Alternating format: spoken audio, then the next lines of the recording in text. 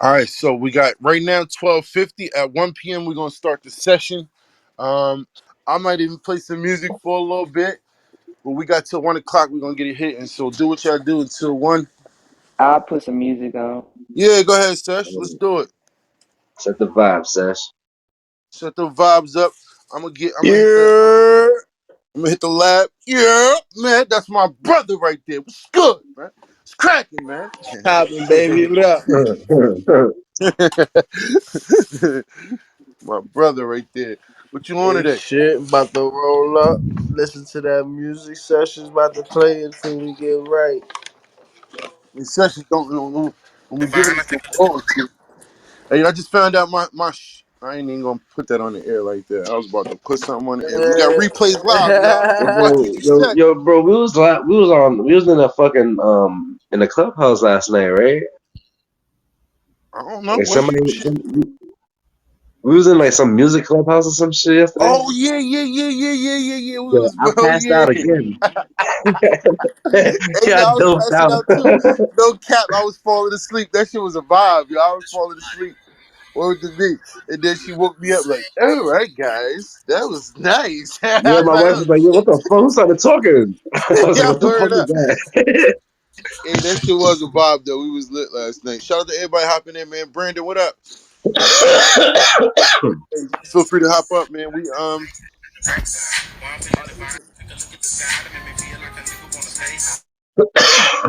Excuse me.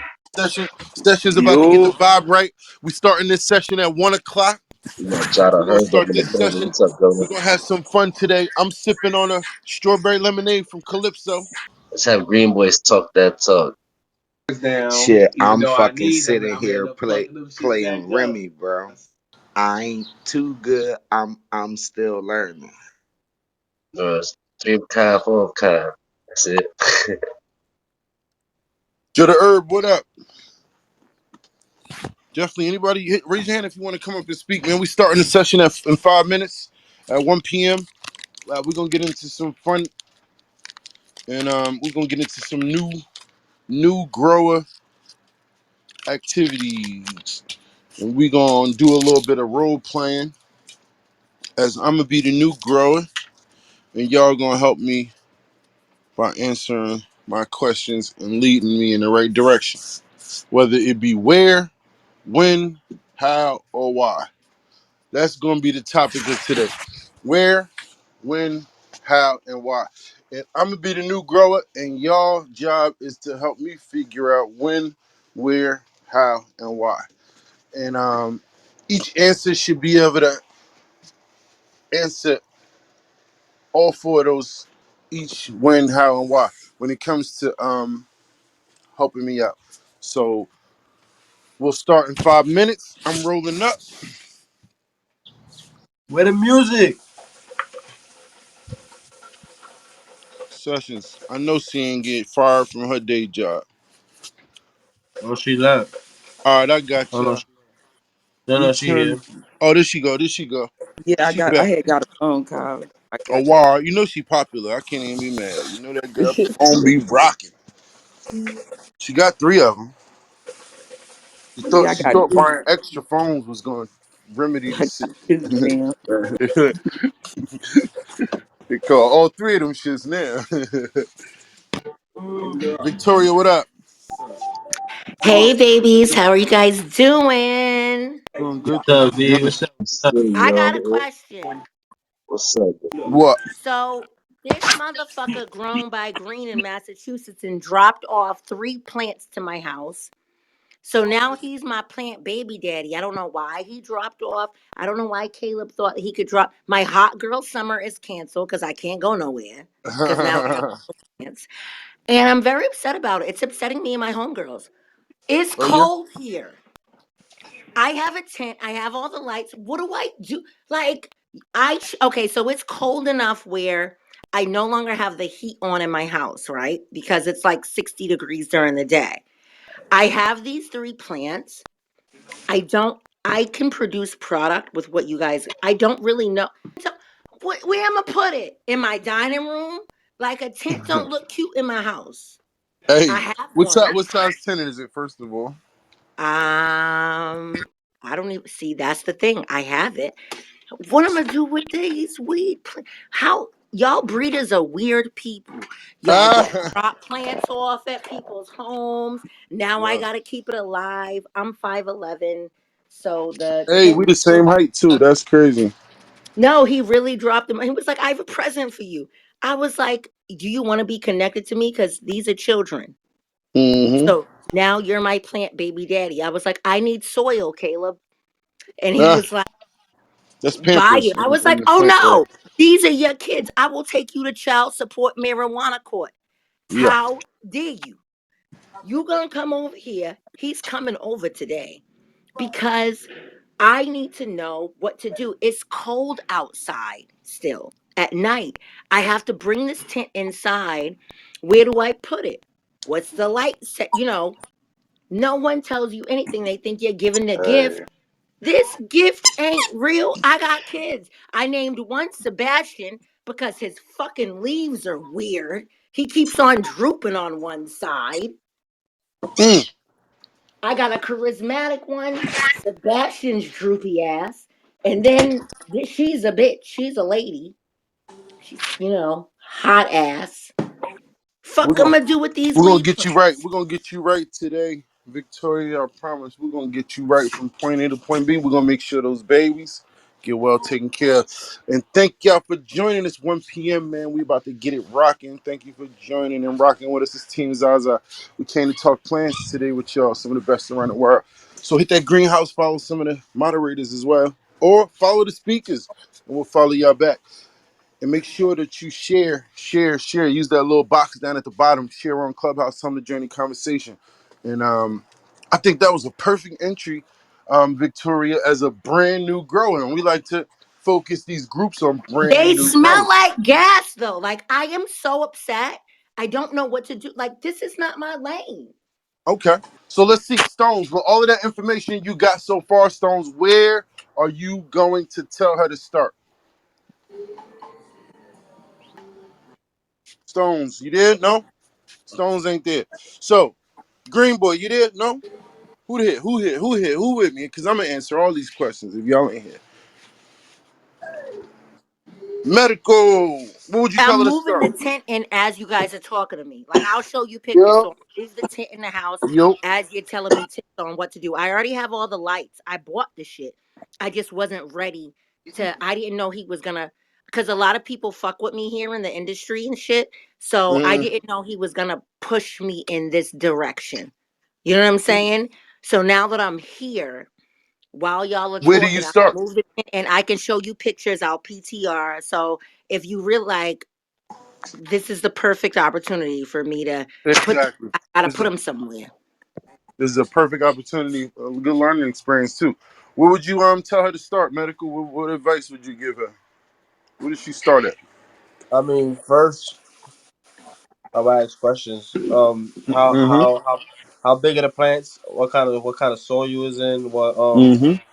What environment it was in before it got shipped before it got to you? Okay, so Mm-hmm. I'm gonna take a picture of the plants while you guys talk, right? And I'm gonna show you. They already smell like gas. I can put them up to So my. I don't know if they're auto flower or not. so you can smell them. So they're in flower. I can smell them. So But they're they're little. They're in like little white Dixie cups, but they're Mm. really pretty. that's weird. Huh. And Caleb, he's an amazing grower. So he gave them to me. Like the Nick, y'all give people things that you like. It's weird. I'm like, why you bring these plants to my house? The Hey, fuck I'm gonna do with this? I have It's the not weird. It's it, compassion, baby. It's a lot generosity. going on. I have just, but I can't go nowhere no more. I can't travel. I can't go get Houston dick because now I got 3 kids. Fuck, hey, I'm gonna do. I leave babies with a lot of the women I like too. So hey, ain't He's nothing wrong only with that. Listen, 25. I'm 42.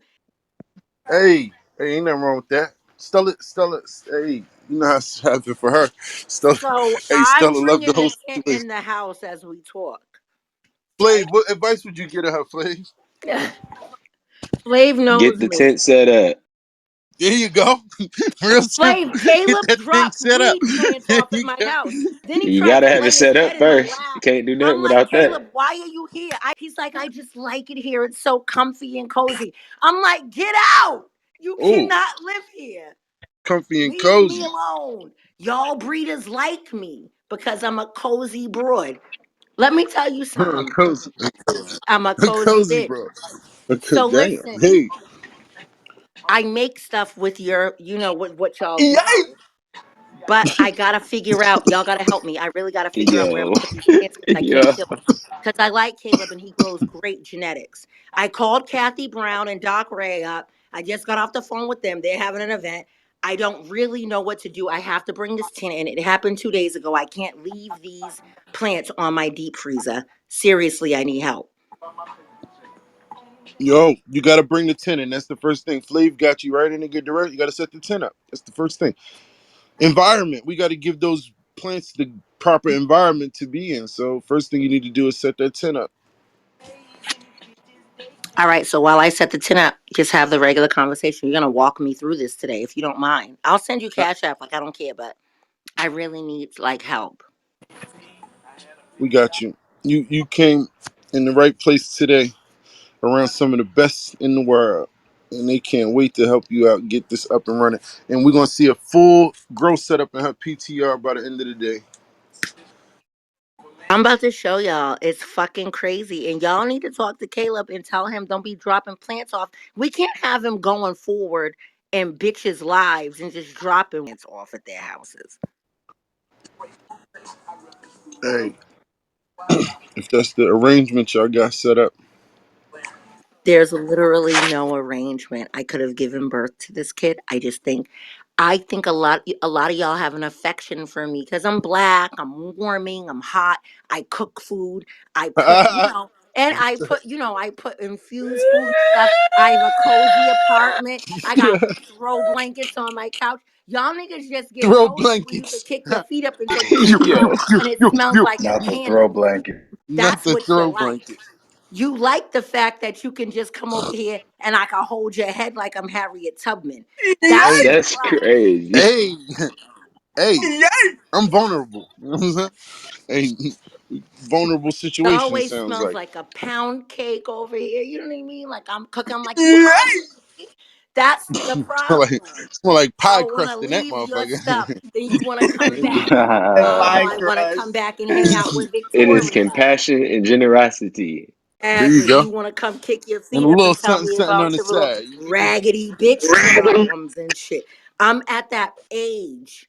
I'm Does it taste 42. I'm zesty? single. I ain't got no babies. So motherfuckers want to come over here. I used to strip. You know what I'm saying? I got my own She ooh, money. lost Niggas want control. to come over and be hey, like, it's okay. I know she got my back. I'm kind of a hustler and shit. Like, She out yeah, here y'all like lit. it home. It's home here. hey. I'm like You Griselda Black. Sounds pretty nice. It sounds pretty nice over there. Where you from? They're gonna strip you from that fear of growing. Boston. I'm a Boston bitch. Where you? Oh, Boss you from town. Boston. I see you. I see you, Jada. What advice would you give to her? What's the next steps So once you I got just got accepted to that tent Cornell set up? University for plant science and medicine. No, So I'm going back to school for plant science and medicine. Damn it. I got And some people up here in Cornell too. Ithaca, yeah, and Cornell. I this is the biggest thing I've ever done in my life because I think that as a black woman in this industry, I have to put my money where my mouth is. And I have to cultivators are my best friend. You guys are the first people I've ever met, right? Y'all are the ones who said, "Oh, you want to do this? Cool. Let me show you how to do this." The lab that I work with here has embraced me just with me being a massage therapist because that's how I make my money in real life. And my idea, and then it was just like it held from there. And Derek was the first one that gave me a chance even to be anything. And then I just met everyone else and it was like, yo, Vic, you can do this. Like you can really have your own brand if you want to. Nady, you got So to accept up top that sorry Vic, you got to so the accept up top. advice that I give to anyone is yo, like just fucking do it. Like literally just learn about everything that you can learn, listen to people. Like I Yes, was ma'am. Yes, ma'am. terpenes and do this and separate them and figure it out. Like y'all taught me the fucking game. That's That's what's my up. listen. Fucking shut up and listen. That's my advice. Got to do the three L's. Look, listen, and learn. That's how you get to where you need to get to. Hey, let me reset the room real quick. Thank y'all for joining. Hey, Nady, if you need to get up top, there you go. What's up, brother? Hit that mute button at the bottom. Thank y'all for joining. Hit that greenhouse up top. Follow the moderators. This is Team ZaZa. We talking cannabis 101. So we had a good opportunity for learning, a good learning opportunity with Victoria and her newly arrived situation. She got the plan. She don't know what to do. She got the tent. She got the lights. You know, once we set that tent up, what advice would you give to her then? Let's see. Joe the Herb, what's going on? I seen you had your hand up too. You had something to say, brother? My bad. Yeah, no worries at all. Thanks for having me up, man. I just Victoria, because I'm on the Cape here in Massachusetts, right? So it's too cold outside for those plants. You I can't. love you. I know. I can't wait for you to come to Boston. I want you to see my setup because you've been here the whole time. Absolutely, absolutely. So you can't do it outside right now because it's still too cold. It's still at least another month before you can put plants outside. You're also going to want to watch the light cycle too. So if these plants have been outdoors, they could actually go into flowering because the light cycle is so short this time of year. So you want to make sure you get those plants under some lights as soon as possible because you don't want them to go into flower. It does take 3 days of short cycle light for the plant to go into flower, so you're probably fine. As far as finding a spot for the tent, I use my basement. I don't know if you have a basement, but if not, then finding a room in your space where you can put the tent, preferably a room that isn't used a lot. If you don't have the space, obviously you're limited in what you can do. But I'm moving my ideally, camera you're in my bedroom right now because my bedroom is not moved. It's not. I only sleep in my bedroom. I right. don't like. There's nothing that I do. But and that was my biggest concern because I have a Yep. space right in my bedroom at the end of my bed. I can cover up the little. There's like a just a little window. You know how the houses are built here, so Yep. it kind of like winds out. But I have the luxury of living in a really big apartment, right? Yeah. So I get a lot of light in the front room. My dining room is for dinner at Vicky's. So there's a lot of things in here because, I have the dinner parties Yeah. once a Yeah. month Absolutely. and waitress has to move around the table and I fit 10 people. So imagine the old Victorian houses. I live in one, right? So I have they call it a two-bedroom. It's not. It's a one-bedroom, but I use my formal dining room, right? You have to come and see. And so my living room now, because I'm about to start hosting 20 people a month as opposed to 10 people a month, my living room is also my massage. There's a lot of doors. I don't know. The basement is really cold and I could put it down there for a little bit is if it's what you're saying. But I think that this little piece of a corner is the best place for these, for the tent with and everything Yeah. that you guys have taught me over the year. I have all the lights, I have the tent, I have everything. So you guys are about to walk me through setting these guys up Right. So because I've listened to y'all the whole time and bought everything I needed. So the You thing have I an want to ambient say temperature is space. just real quickly. The thing I want to say is depending on what the temperature in the basement is, and depending on how hot the lights get in the tent, it might actually be a perfect fit. Right. My basement runs at about 68 degrees. So my basement's a little warmer, so not too bad. But my basement at my old house was down at like 58 degrees, and I was able to get away with the lighting and just a small space heater to keep it warm down there. I think your bedroom's a great spot, away from the dining room, away from your where you're going to have those parties. You don't want people getting into your grow space as best as possible. That's also something just for, sanitation purposes alone. Hairs, pet hairs, clothing, all that other stuff, plus the things that they might bring in with them, including other bugs and pests. So I think isolating the plants in your bedroom is probably your best bet. And sometime around June, you could actually think about getting them outside. Of course, you got to figure out whether or not you're going to be able to put them in a space that nobody can see. And that's always a different story, especially in those multi-decker spots in closer to Boston. So that's my advice there. Hey, Grogaris, you were saying some wicked points. The only thing is about if she's putting it in the garage and the temperatures are cold in there and your lights are on in your tent, and when the tents are just going off, humidity levels will raise also because the cold on the outside and the warm on the inside. So one thing you got to watch too is if you're in bloom and you got your tents, in a cold space and you got warm light on the inside, you will get condensation. Humidity levels raise. So what I'm gonna do right now, you guys, is I'm putting it in this corner in my bedroom, right? I have another cultivator coming here because they come to me because they want me to like test their I don't know if these y'all have this belief that I can make anything, which I love. So I host a lot of cultivators are like, oh, let's make something with this product. It's weird, right? So You I'm got moving this. it inside in my bedroom The and real question is, do you believe it? You got to believe oh, it. baby, you know I'm a Leo. I fucking believe it. Shout It's out to Leos, You'll all the so you'll celebrities. feel it. You know the vibes. appreciative of people who sit with this.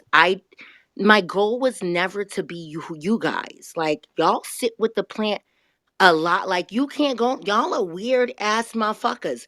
Like how do your wives, your girlfriends even have a life with you? You can't fuck or do nothing because you with these plants all day. That You ain't can't true. have a Hey, social I life don't or know do about them, nothing. but I Y'all be. are like the AV kids, the nerds that got pretty. And I'm a pretty bitch. You know, My already. wife calls It's a herself lot the of weed work. widow. It's Y'all in here so wilding. much work to grow this plant. And I know that. So it's like Caleb is a 25-year-old breeder in Massachusetts who's amazing, right? And he's young. The fact that he trusts me to not kill these plants, and I know this sounds crazy, but I have so much respect for it. It's like, yo, these are my kids. All right, cool. So look, so let's stay on topic. Let's stay focused. Let's stay So I'm on the moving it task at hand. in If we're gonna get actively. you, If you could, I wish there was video on this shit. I'm kicking all right. all If my we're gonna new get you clothes focused, if we're off. gonna get you straight, if we're gonna get you I'm straight, fucking we gotta. doing it. Like I'm moving the All tent right, but we gonna help inside you do it. So as you we gotta talk. hold on and let us help you. So help me It's help getting you. done. We gotta It's stay fucking focused. getting So done. so so so The so tent is so built. Nady. It's coming in the house. I don't All know if right, you can hear me trying I to. hear you. I definitely hear you. I I'm, definitely hear you. So I'm Nady, trying to I get it wanna. from my back porch. All It's right, like I'm a a. greenhouse All right, all right. in the So house. so so Nady, quick question. With you You bet. having all this experience that you got a lot of experience, probably more than most in this room. Um, what advice would you give to a brand new grower who never grew at all? Keep it simple. That's all I can say. Keep it simple. Don't get crazy with your nutrients. Just keep everything simple to start. You know what I mean? Don't get too caught up in all the there's 10 ways to skin a cat in this game. You just got to find the ways that work and listen to all these guys and start small and work your way up slowly. That's all I can say. Oh yeah, that's probably one of the best things you could tell because with all the information out there and all of the good advice from all the experienced people, sometimes all the information can get overwhelming for somebody who never been in that situation before, for sure. 100%. Like when I started with small. I started in a small tent and like had one little light, you know what I mean, a 250-watt HPS, and started from just one bean, put it in there, sprouted it, vegged it up, waited, flipped the lights over when I thought the veg was long enough and I had enough nodes and I thought I was going to get enough bud production, then flipped it over and just started small, started with one, and then got better and better and started figuring out more about pH levels and TDS and ppm and started figuring out foods, and it all just grows from there. But always start small, always underfeed. Like if you're reading feed charts on your nutrients, always underfeed just a little bit than what they tell you. um, you know what I mean? Just read your plants, Hmm. do lots of reading, lots of studying on plants and just plants in general, botany in general. All right, cool. So let's say I'm a brand new grower, right? And I got my seeds, I got my tent, I got everything set up. Um, I don't have any soil, I don't got any media yet. I haven't decided whether to go synthetic or organic, soil or hydro. I haven't figured that out yet. I got my seeds, I got my tent. Where do you think I should go, Nady? Well, nowadays there's living soils, and living soils are amazing. They're awesome. So basically, some of them are start to finish, basically water through. So you can plant your seed in it, you can start it in it, and you can water it through. The only thing I've seen with some living soils is you'll have to up your CalMag, and you'll have to up a few other little things, like small little things you'll notice. Like some of the living soils I had nitrogen deficiency, so I had to bring it up a tiny bit. But small things you'll read in the living soils that they didn't do perfect. But other than that, they're an awesome way to start because a lot of the time you just need waters. Mm, especially if you're using that cover crop and all that other shit effectively. Sessions, Exactly. was that worms you was putting in yesterday, Sessions? She might not be here with us. She might be on the phone or but I think Sessions was putting worms in the Worm living cast. soil. Oh, that Yeah, was worm worm castings or castings? worms. Yeah, you can put worm castings or worms. You know, I mean, living soil, when you think about it, it's the microbes that are in your soil that are actually pre-eating your food that you're feeding your plants. And I happen to fully and wholeheartedly agree with Jay there that, you know, when you're reading a bottle, when I first started cultivating, which is 22 years ago, I was told by my elders in cultivation, you know, hey, you see the bottle, you read the label, cut it in half. Good way to start. If you see the plant needs more, then give it more. If you see the plant needs less, give it more water. You know, I mean, it's really a matter of growing anything. I think Zaza, you were in a room plant talk yesterday, and that was the best piece of advice I can give. Anybody can get, you know, before you know start attempting to even possibly think about growing cannabis. Your best bet is to grow some vegetables, man. pick a Yeah. pick a pick a plot of land, dude. And like I said, dude, I had so much confidence after I grew my first year in a vegetable garden grew a 97-pound pumpkin. I won county fair that year. You know, I like that. you know, and then I gave it to the kids Halloween costume contest, and it was auctioned. They like did a raffle who can guess the weight of the pumpkin. You know, See, with so I mean, microbes, like you're saying, living soils and microbes are fucking amazing. they're, Basically, they're because fucking mycelium will break down those total dissolved salts or those salts that aren't being used in the soil into an enzyme that the plant can use. So, like things like the microbial mass and a couple other microbe companies that have the bacillus and other things in there and subtilis that will actually latch onto the root, turn like a spongy mycelium outer layer on the root, break down the salts that aren't being used in the soil, and then transfer them into an enzyme that can be used by the plant is amazing because for those and people that have lockout issues and those people that have other, right. overfeeding issues, those microbes take care of that. They produce it into something that the plant can use. Well, you said something very important there, the mycelium. And the mycelium, what they're finding out is that even more than the root systems communicating with each other, it's the mycelium that Yeah, connects and makes the communication gap between the root systems. So, you know, just like in just that, nature. just in nature. And if you're so fortunate to have a forested area around you, and you're growing in soil, you can generally go into that forested area and look for a patch of mushrooms or a patch of fungi, and you can lift up the forest floor a Rotted little wood. bit, meaning the Yeah. leaves and the flora and fauna on the ground, and you will most likely find a mycelium that is completely organic and natural to your environment, which is more important than being able to go and buy it on the shelf. See, Um, something that I've used for a long and time you, too is I've taken my spent grains from my mycelium from my oh yeah, psilocybin mushroom grow psilocybin. offs. I've Yeah, taken the oh yeah. spent grain that had the There's green trichoderma bacteria and the green mm-hmm. It's trichoderma, but plants Yep. feed on trichoderma. So what's bad for mushrooms in that turn, if you feed to your soil with the spent grains of mycelium, you get mycelium growth underneath the soil and Yep. microbes, but you also get the trichoderma feeding the roots. Yep. It's awesome. Yeah. So I mean, and there's actually I believe it's in Colorado, and I don't remember the name of the farm that's actually using a mushroom farm, a fish farm, and a cannabis farm, all in conjunction with each other, and also Hydroponics. using advanced ways of collecting the moisture that's left over and recycling literally everything. And folks, I'm not a big proponent of indoor because of carbon footprint. But if you guys start thinking along these lines, you can be kings in this industry. What it's going to take is a lot more infrastructure, a lot more wrapping your head around um, biodynamics, a lot more of wrapping your head around eco-friendliness, carbon footprints, being carbon neutral if not carbon positive. um, I love all of that you know, except for the lumens and the lumen output and the PPF output from natural sunlight will never compare to the artificial light that we can you're do though. you're So you're carbon footprint's always going 100% to be a correct. factor. And I mean, and this facility that I'm speaking of, they use very high tech um, sun glass. It's a very high tech glass greenhouse basically. um, Magnifying, no, basically, right?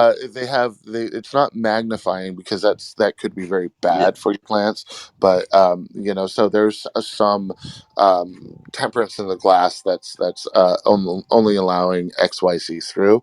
Um, but nonetheless, that those glass panels in and of themselves with the changing of the temperature, they contract and expand, and in that contraction and expansion they're creating energy too. So like this place is a high-tech facility. I And wonder as how much far as that cost.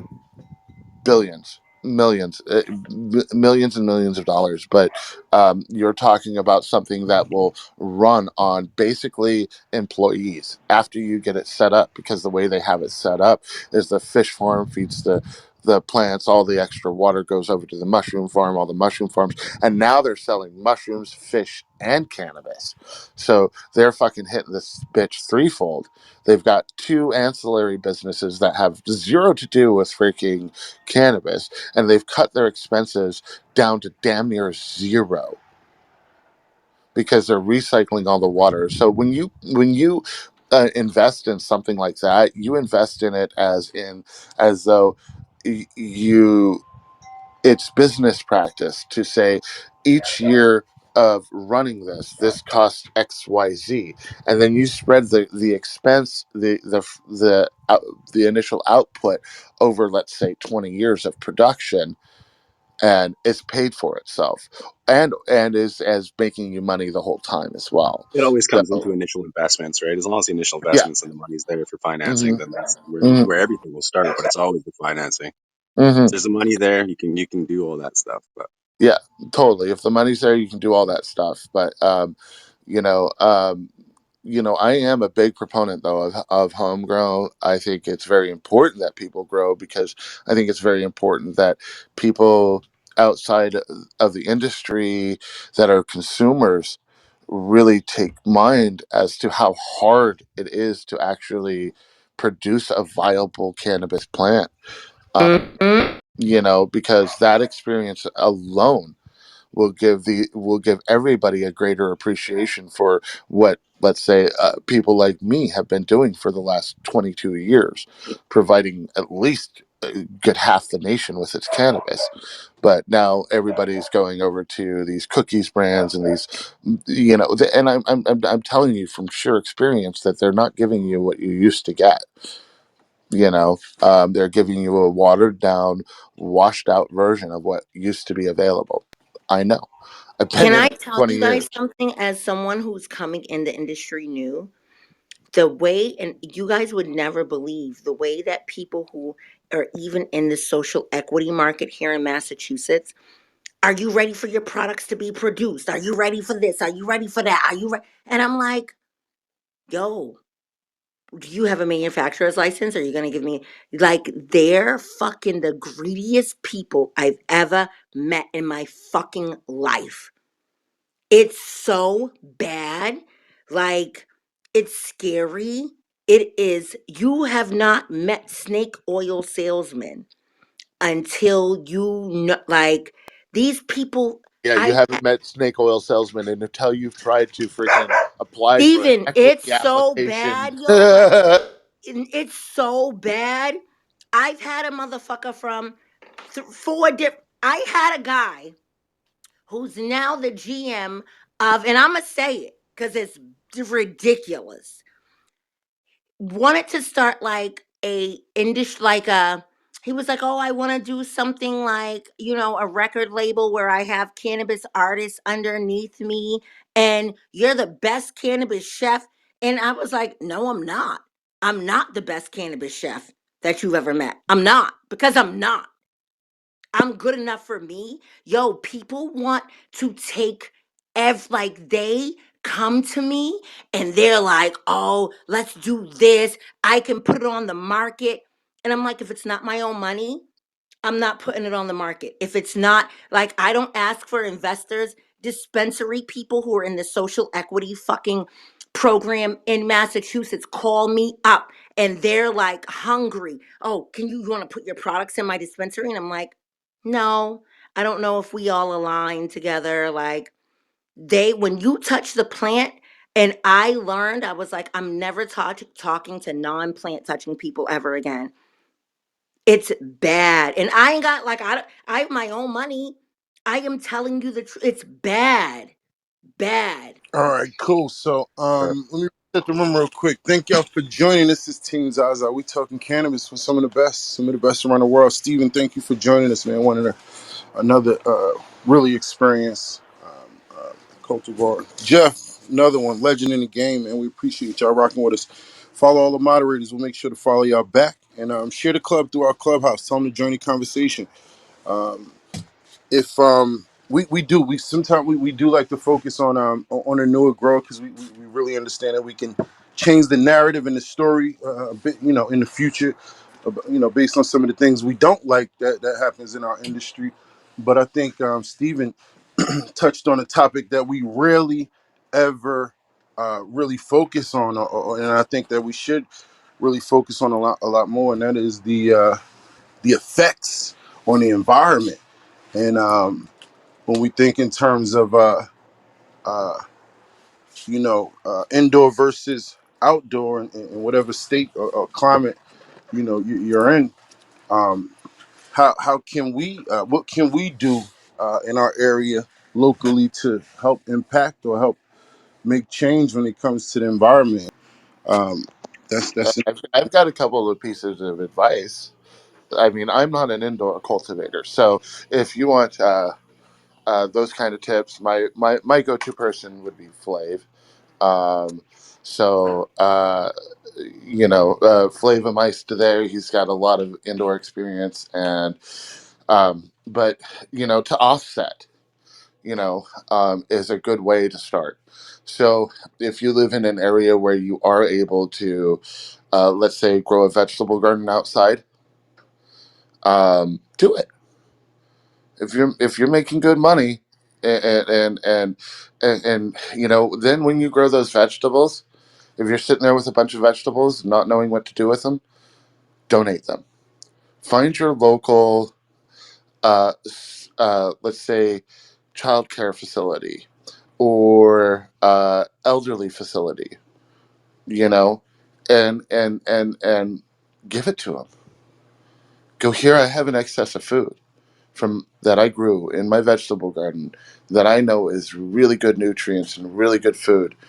And dude, that then the next grower sees you do that, and the next grower sees you do that, and the next grower sees you do that. And if they all follow suit, now we're making some fucking changes, folks. And this isn't any kumbaya shit. Like, I don't know how many people on this stage know who Noam Chomsky is, but I was privileged to uh, uh, be in on a conversation with him recently. And we were in a conversation about climate change. And the sheer fact of the matter is climate change is a societal change as well. And the societal change is that I'm not responsible for you, which is wrong. I am responsible for you, as you are responsible for me, because we are a community. So it is up to us to say hell no to this divisive nature that we've all inherently um, adopted because of our indoctrination through the school system and our government, and say hell no, and literally be the change that you want to see, because there is no time left. Now is that time. Here is that space. And we're talking about our children and our children's children. We are not owners of any of this. We are stewards. This is the difference of societal thought that has led us to where we are now. Is that I am responsible for you guys. That's why I'm on this stage trying to give you my best advice. That's why Flav's here. That's why everybody's here, because we are a community, folks. We are greater than those who try to control us. Period. We need to stop relying on their system. Stop relying on their power grid. Stop relying on their food distribution system. And start providing for each other. And that's what's going to change this, folks. Period. So I mean, and that's not from me, you guys. I'm just merely relating what I was told by one of the greatest freaking social political minds that is still alive today. so no, Let me tell you something. My mother died of breast cancer when I was 14. I started Canna Butter Babe because I watched my mother die. She looked at me and she said, Vicky Pooh, I'm gonna die. I was writing fucking reports about benign and malignant tumors in the 8th grade because my mother was fucking sick. I found this plant and I'm like, now I'm a massage therapist. I see how it cures psoriasis in different patients I have. I'm going back to school because I throw free dinner parties infused once a month. I don't charge nobody for dinner at Vicky's. No one has to pay to come eat at my house. I build a community in Massachusetts. No one pays money. I have, if you look on my Instagram, it says, what is your moral code? Are you a good person? What do you feel like about this? I can afford to feed you. Please come over. I am Oh, Vicky, in you just gave fucking me business. chills, baby girl. I'm coming to Mass just to eat at your table, baby. There you go. Lauren, I think you had something to say. Lauren was trying to say yeah. something. What's up, everyone? Greetings and all Yeah. the Thank above. you for joining us. Um, Thank you for joining us. Thank you for allowing me in the space, of course. No, so of course, anybody that knows me from these cannabis rooms know that I have a kindred heart to what you're talking about, Victoria, especially with the food, because that's my the way that I just medicate.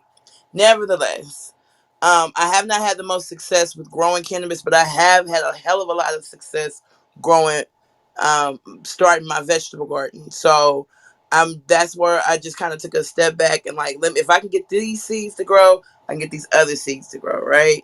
And so it's just been taking that patience and just evaluating steps, methods, means, and stuff like that. And I think, I don't know if some of y'all were in a room where I mentioned there's a tracking app. It's called Grow with Jane, and you could, so if you notice that you have failures, what I'm saying, success, whatever, whatnot, you can keep track of what you're doing through that app, and it's very, very, very user friendly, and you can add a bunch of information in about your setup and the environment, and the mediums you're using, just so you can document and keep a notation of what's going on. And like I said, my vegetables are coming up pretty good, and the app again is called Grow with Jane.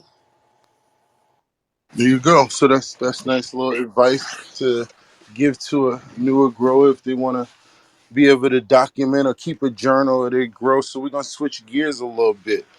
We're gonna switch gears, but I like the I like the topic though. I like the topic. So when I say switch gears a little bit, um, so there's some controversy between peat moss and how them. Well, I ain't even gonna say there's some controversy between peat moss versus cocoa core. I guess being the other option, right? So can anybody weigh in why there would be or what I know what I know as far as why peat moss would be controversial, but can anybody else give any insight on that? All Miss the peat B, mods are slowly, Because of the all the peat mods are buzzword, slowly on the decline. sustainability. go ahead. You said Flav. You said And I said it's the buzzword, sustainability. mhm. Greenhouse I, effect. I I agree with Flav on that 110%. There's only so much peat moss in the world, you guys. And how they get peat moss is they dredge the They cut it right out of the bog. right out of the bog, you know. So and they like skim the bogs for the peat moss, and that's the bogs are mainly in Europe, and what they are they basically take in all the toxins of the world and recycle them into reusable material, much like a mycelium layer or the would pre-eat your food for your plants. Same difference. And yeah, it's a matter of biosustainability. Coconut husks are a byproduct, and the more you can reduce, recycle, and reuse, again, the lower you're making your carbon footprint. The more locally sourced you can get your things, the less carbon footprint. These are all parts of organic gardening. So, Oh yeah, I believe over in the UK they already banned like over 1,000 farmers from using it. So I guess eventually it'll start to impact. Some changes that start to be made on this side too.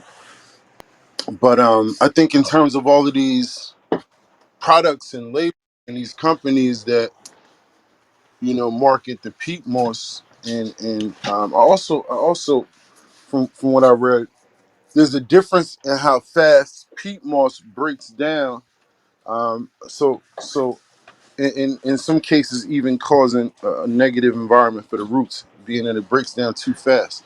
So is that something you might be familiar with, Canadian grower? Or? I personally grow in cocoa, but I know earthworms personally love peat. They break it down into castings so fast. But Mm. yeah, I love cocoa, but the only thing is with cocoa is it has different cation levels than other materials, so it'll actually absorb.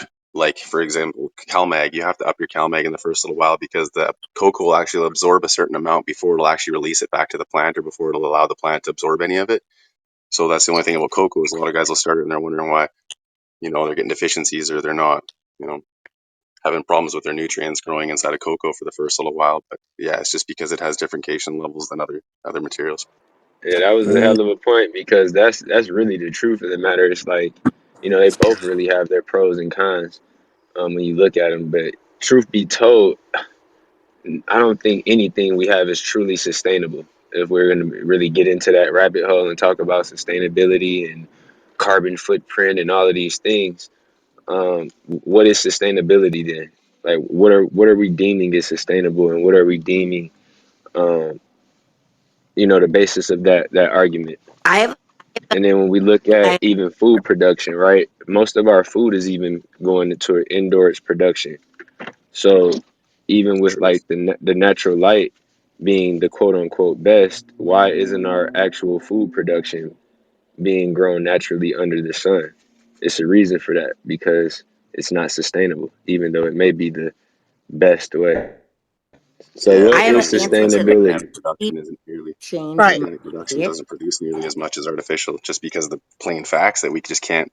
The Earth just can't produce what we as man have ended up producing for light levels and for You know what I mean? Synthetics compared to organics, like we've upped the ante as human beings, but yeah, we're cancer to this planet. No matter what we look at, no matter how we look at it, no matter what we use, we never produce enough out after the fact of what we've taken. So yeah, it's a hard one. I haven't Exactly. as a chef certified, like I CBD and CBG has changed my entire life. And when I smoke more CBD and CBG than I smoke THC. So I have myself on a schedule. I am a 43-year-old woman. I look like I'm 25 because of CBD and CBG. And I have this, and no, I don't know if anyone believes me, but I have this thing. I think I have so much chlorophyll in my body now, I don't eat meat anymore. I used to be a carnivore. I used to love prime rib. I used to love steak. But because I put myself on everything I eat in my life has CBD or CBG in it, whether it's infused CBD hemp oil or whatever. If I fry any food that I make has the plant in it. I biohacked my body. I went from, and when I say an extra large, I was a thick black girl. So it wasn't an extra large like big, but it was, thick and, 44, 26. The big, I am a medium. I am small as fuck because I have nothing but plant medicine in my fucking body. If you go on my Instagram and you can look at what it was a year ago to now. Everything on my skin is CBD or CBG. That's fire. Everything Let's I eat let's and let's. it's Trying completely to land changed. that plane. Yeah, yeah, yeah, yeah, yeah, So, yeah, and yeah, I yeah. have That's fire. cannabis doctors, and they don't have the answer because no one's done the research yet, right? So, no, I literally am like, there's something in this that exists All that right, cool. So make you that's say, fire. But I I wanna, get up, I I work definitely out wanna stay every on topic. morning, I wanna stay I on have topic. We energy. keep jumping like all around. I don't want to No, Hey jump I'm too Zaza, sorry. much. I'm sorry. what are Yeah, you we growing we're like personally? going Do you all grow over in the cocoa place. or do you grow in peat? Yeah. So me personally, I do all of them. I'll use any media. It depends on the project. But yeah, I definitely want to stay on topic when we talking in terms of growing and you know, just kind of sticking to the meat and potatoes of what the room is about. So, Miss B, you with us? Miss B might not be Can available I right have now. a The Duchess, question? what's up? Thank you I, for joining us. this is Yeah, the please, thank Duchess. you. Hello. I have a question. Yeah, I Um, hear you. How can I help? yeah, my question is, what are your thoughts for those growers? What are your thoughts, of aquaponics versus hydroponics? That's my first question. And number two, I was in a room earlier this week, and Must. part of a legal panel, and I heard a lot of attorneys um, saying that Delta 8 is similar to K2. Could you like give me a better understanding of Delta 8 and then answer the first question as well? All right, so Nady, I'll let you answer the aquaponics versus what was it? Hydroponics. So the difference in those two, aquaponics is usually using fish and other natural plants that are growing inside of your reservoir. So you have a natural biological reservoir that already has nutrients being produced from the fish shit that you're feeding, everything you're feeding the fish, everything the plants are eating upside of the shit and then producing out into the water. You're getting all the macro, micronutrients and everything biological. And when you're using hydroponic, what happens is you're using a synthetic or something, a nutrient inside of your reservoir to mix and to feed the plant through your hydroponic system. So aquaponics is just a bubbler, an air system, and biological reservoir feeding your plants naturally.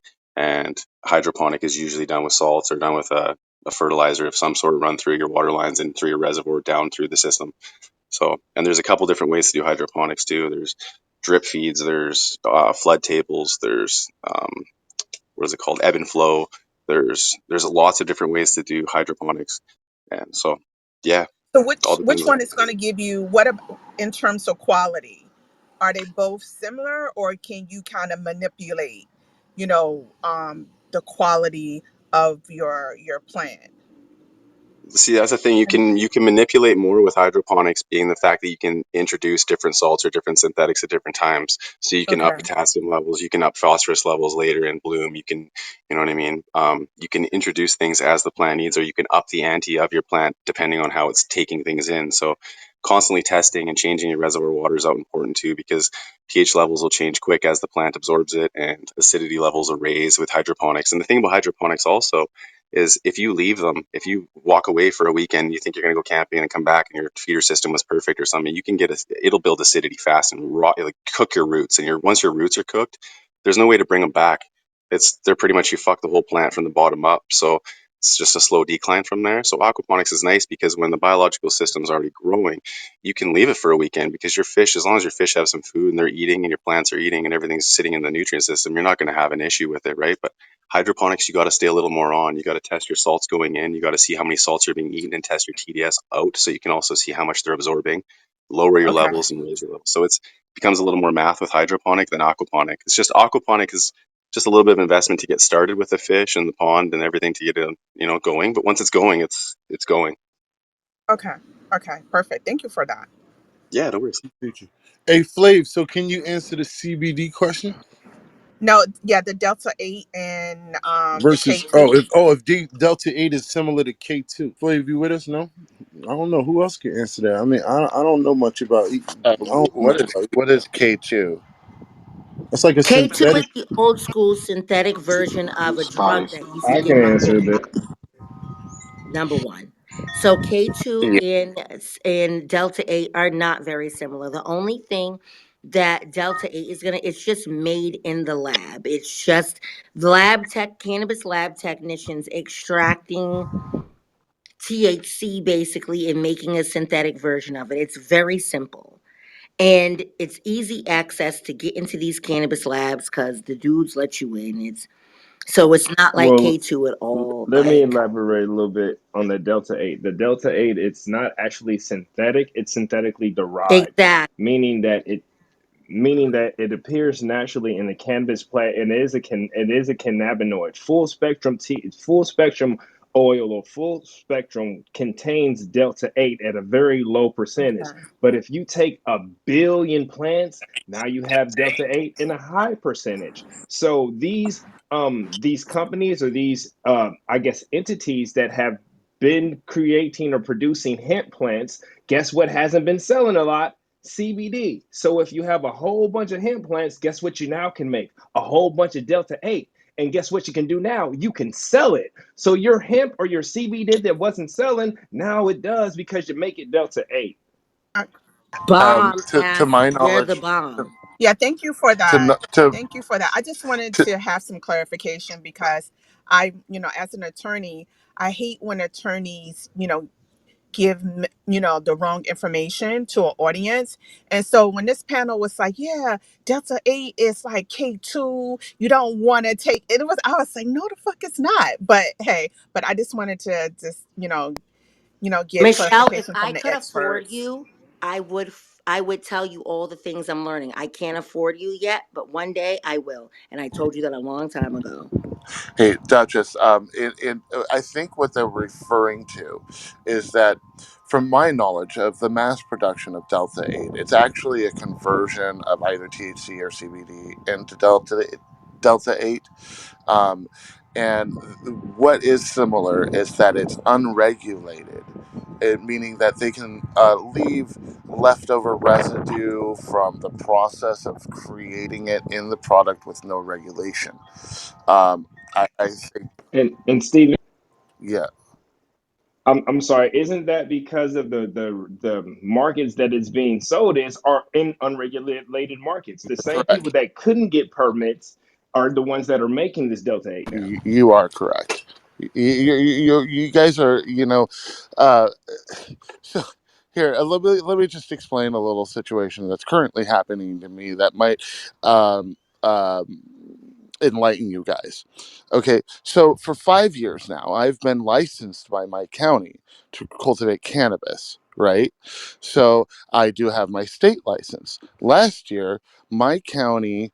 Uh, Denied all licenses, revoked every single license in the county for a matter of environmental impact studies. So currently, now I sit with not being able to possess any cannabis plants on my property uh, because I am not licensed by my county, but yet I have already paid my $6,000 to be licensed by the state. So, if you want to understand the complexities about what's going on in all this industry, that's about, in a nutshell, what's happening to everybody in every facet of this industry on a daily. So, they're continually changing the goalposts. I personally do not agree with Delta 8. I mean, it's chemically derived, from my knowledge, and it's unregulated, meaning that there's nobody to say, hey, this is clean, this is okay for human consumption. And me being a person who's gone through rigorous regulations and continues to go through rigorous scrutiny over what I do, it seems a little fucked up.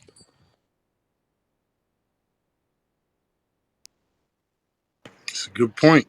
That is a good point. We got some good points here. We got some knowledgeable people, some of the best in the world when it comes to cannabis. Miss Fields, I will definitely follow her as well. We appreciate everybody rocking with us today.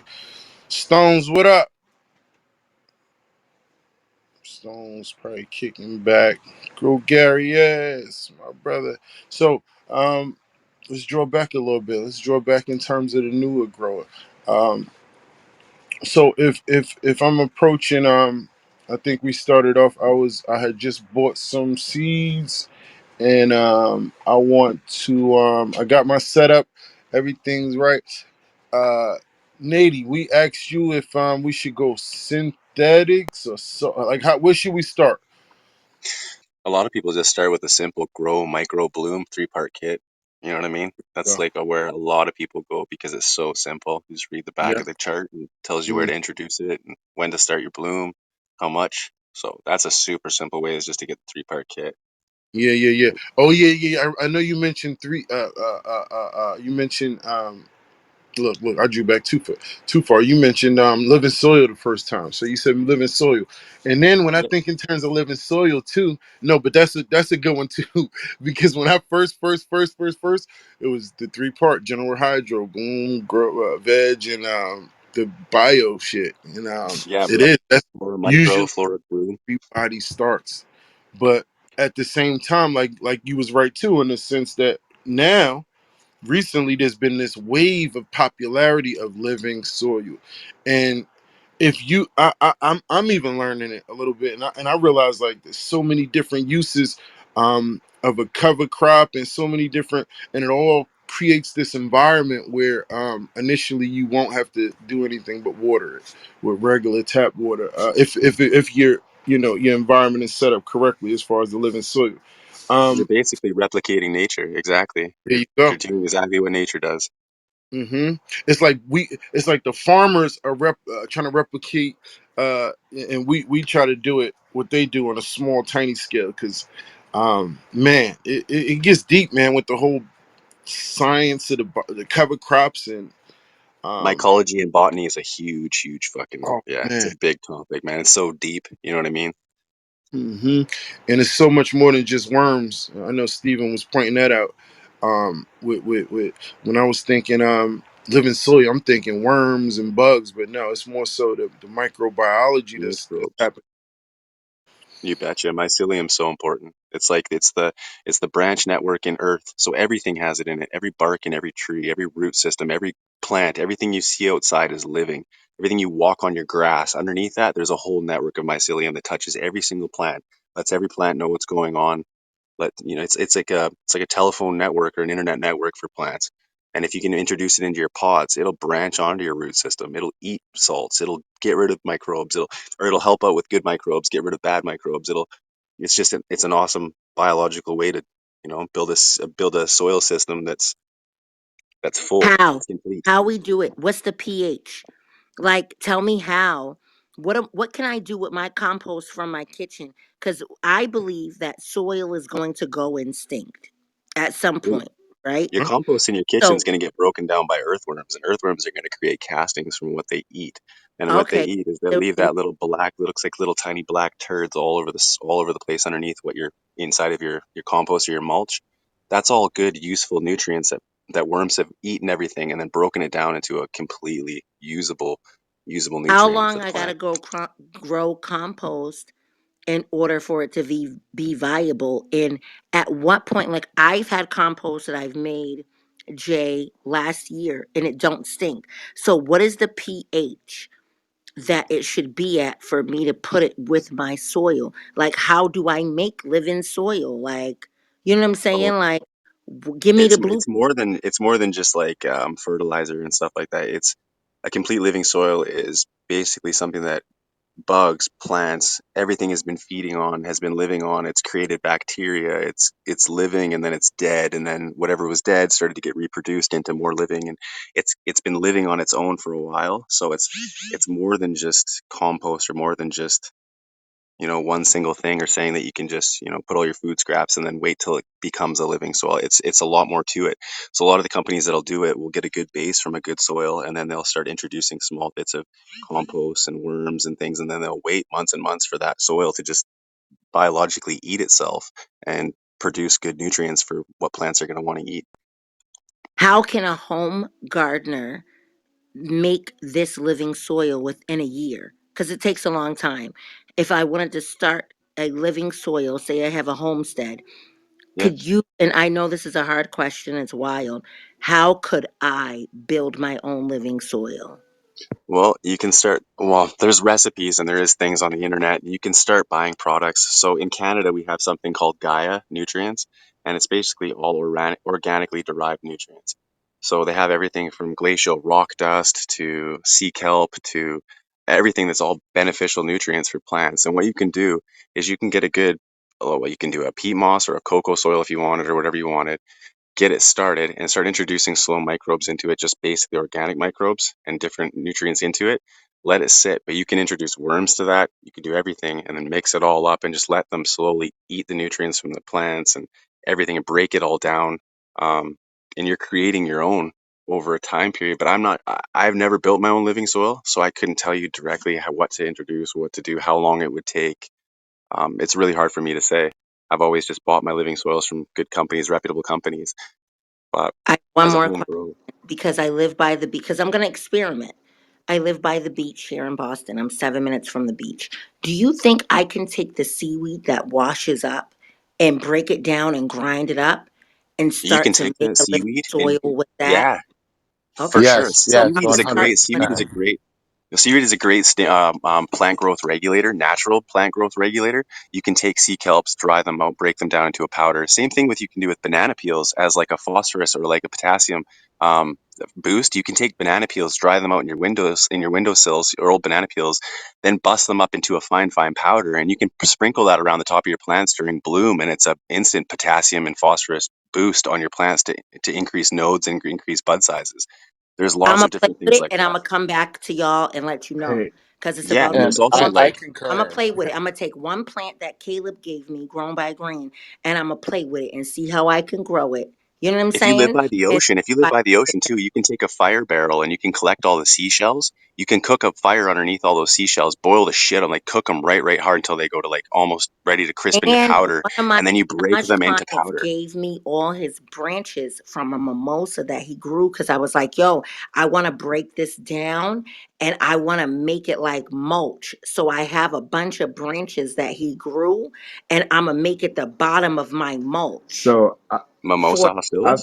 if that makes sense. I don't I, know. I'm just Yeah, I don't know if that's going to work the way you I, want it to, but right I've made on. living soil at work. I've worked at a grow shop and we've made our own custom. They have a brand of living soil we make in house. I could kind of tell you the steps of it if that would help. I'm just Boom, honestly, there you y'all, go. I'm just going by a feeling like, oh, Cool. I If you can want to grow. know real quick, what we do at the shop is that we took lobster compost, the Maine coastal Maine lobster compost. We combined that. of like one to a third. So like one bag of lobster compost, or like a third of that bag to like a full bag of some type of soil, maybe nectar of the gods, some type of full soil that has nitrogen in there.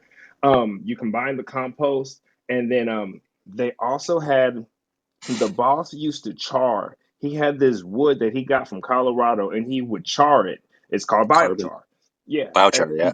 yeah, biochar, and he chars it over the course of time, and then you let it sit for like a week or so, letting all the I don't know why you let it sit, but you let it sit. Then he mix it with the soil. You basically mix that biochar with that lobster compost with that soil. Then he would add in this thing called URB. It's a bunch of it's you can look it up. It's a bunch of nutrients or something like that. But he would add this herb stuff in there, URB, into this biochar with this soil and all this stuff, all these amendments, and he let it sit for a week or so, and that was the living soil. That's it. So I'm gonna do all this shit, and I have access to lobstermen and shit, and I'm gonna report back to y'all Yeah, research. because Coastal Maine Compost is I the name think of it. that for me to be in this space, it's important for me to trial and error because I don't have nothing to lose. It's not like I don't make money off of growing plants, but I gotta learn it. If I'm gonna make, I think the culture needs to be if you gonna make product with the plant, you need to know what cultivators go through. You're never going to succeed unless you fail. Amen. Facts. Hey, I love you for that. Yeah, you're never going to succeed unless you fail. So it's great that you're going to try all these things because you can try them and then you know for next time, right? Write it down in a book and log And it all y'all in for ain't gonna yourself. In a lose couple of me years from now, around, you're like going to you know have what it I all. mean. Like you ain't gonna fail me. You ain't gonna be like, oh damn, we gonna leave this bitch to the fucking wolves. Oh no, hey Vicky. I PTR'd if you PTR. I put the plants in the tent. It's in my dining room. Hey, knowing And gonna go from there because he just dropped them off. Sebastian's pissed off. His leaves are droopy, so I gotta figure it hey, out. knowing this That could be process. overwatering. Sorry, Vicky. Knowing this process from top to bottom on your side does help you when you go to negotiate with people and talk about creating products because you know whether the guy's telling the truth or not about the complexities involved with what you're asking them to create for you. See, the beauty about me is, Uyi, I used to be a stripper. I have my own money. No Shut one up. can ever. I swear, I'm a retired twerker twice. I got my own money. No one is gonna come to me and offer me nothing that I can't give myself. I have a pussy in I America. love that I shit. am Hey, fucking Hey, strapping Yeah. Easy out hey, here. by goddamn. myself. No one can come to me with no dough. Nobody. I got my own Let's money. not get too personal. I Hey, don't I'm give a following fuck. you. I'm just being Instagram. I'm honest with there. you.